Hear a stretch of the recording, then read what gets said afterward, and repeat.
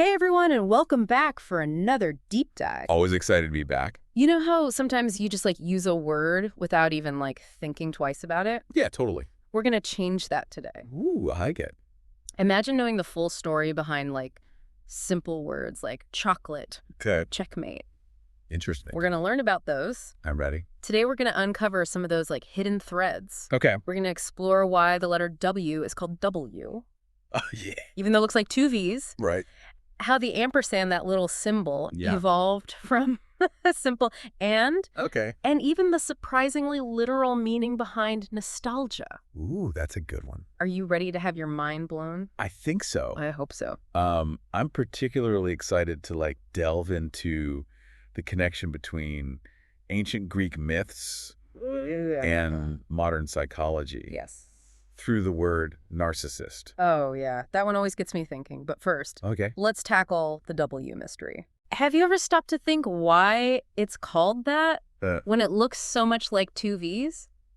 Yeah, it is interesting. Yeah. It's a bit of a linguistic time capsule, I would say, Oh. pointing back to Old English. Back then, they didn't have a separate letter for the W sound. Instead, they used the letter U twice, side by side. So the name W literally came from writing to us. Exactly. Wow. And here's the interesting part. While the written form eventually changed to what we see as two V's today, Right. the name stuck. Oh, wow. A lot of other languages just call it double V, Huh. making English's retention of the old name pretty unique. So it's like a little linguistic fossil. Yeah, you could say that. Yeah. Yeah. Reminding us how language evolves over time. It's true. Now let's move on to a symbol that we encounter every day. All right. The sun, you know it, you use it, Uh-huh. but can you recall its proper name? Let's see. That's right, it's the ampersand. Yes, ampersand. But have you ever wondered where that word came from? That's a good question. Yeah. The ampersand actually started as a ligature, Okay. a combination of the letters E and T, Uh-huh. forming the Latin word eight, Okay. meaning and. So just like a shorthand? Right. And over time, this shorthand symbol Yeah. became so common that it just evolved into a character on its own. So it's all thanks to the Romans In a way. and their love of efficiency. We could say that, yeah.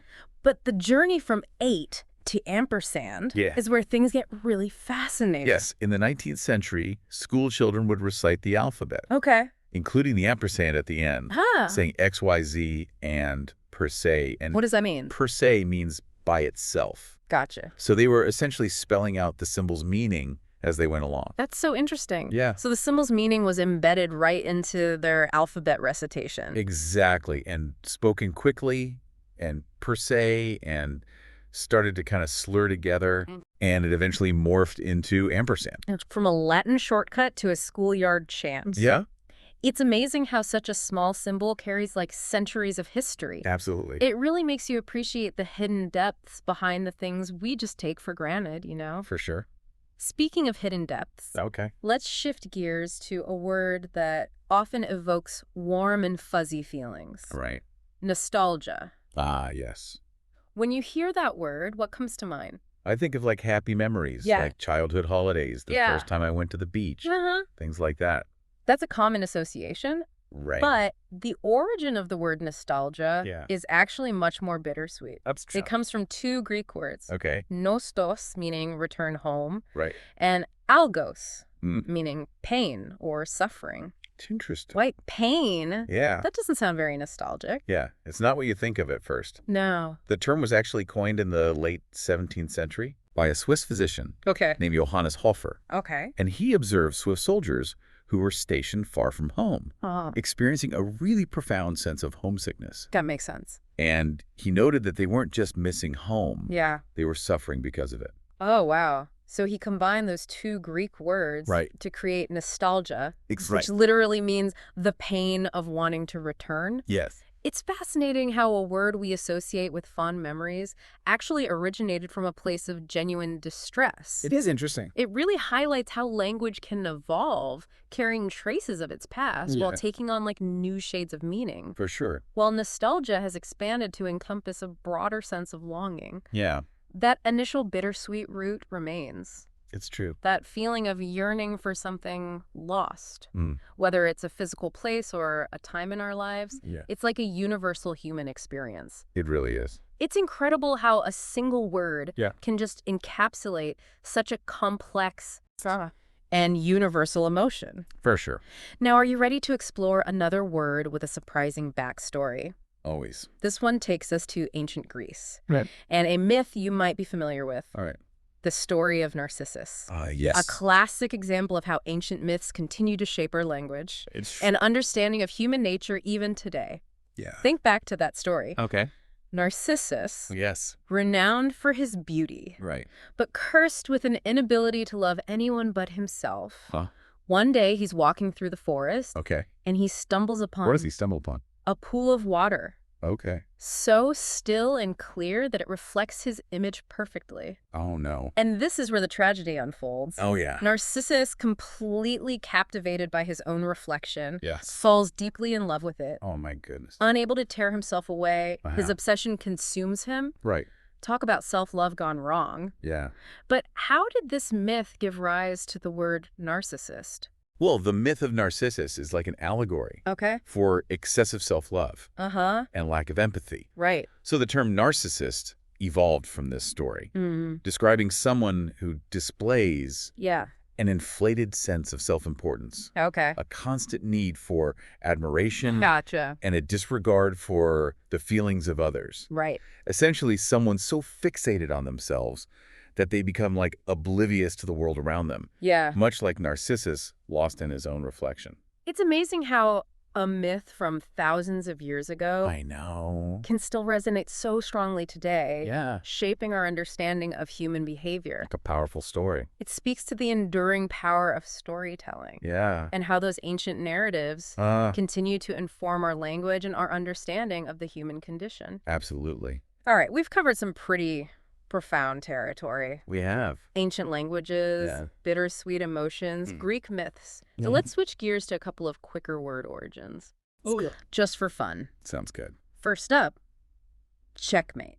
All right. Ever wondered where that chess term came from? Well, it originates from the Persian phrase shamat, which literally means the king is hopeless. The king is hopeless. Yes. That perfectly captures the situation in a game of chess. Exactly. When the king is trapped with no escape. It's a vivid description of that final decisive move. Wow. Yeah.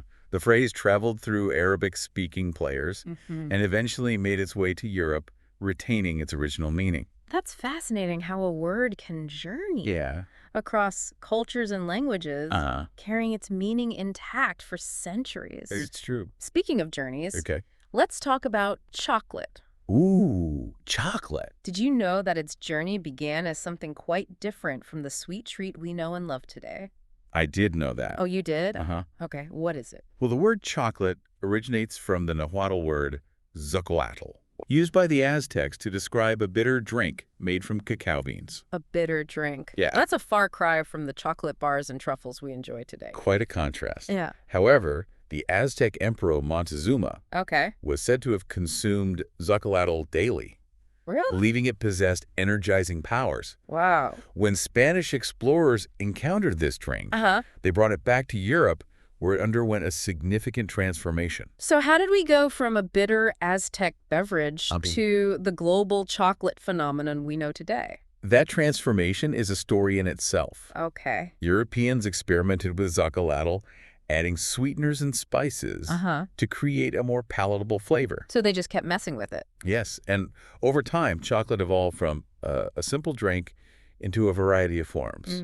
From solid bars to intricate confections. It's amazing how a simple bean transformed into a bitter drink could eventually become one of the world's most beloved treats. It's quite a journey. It just goes to show you, you never know where a word's journey might lead.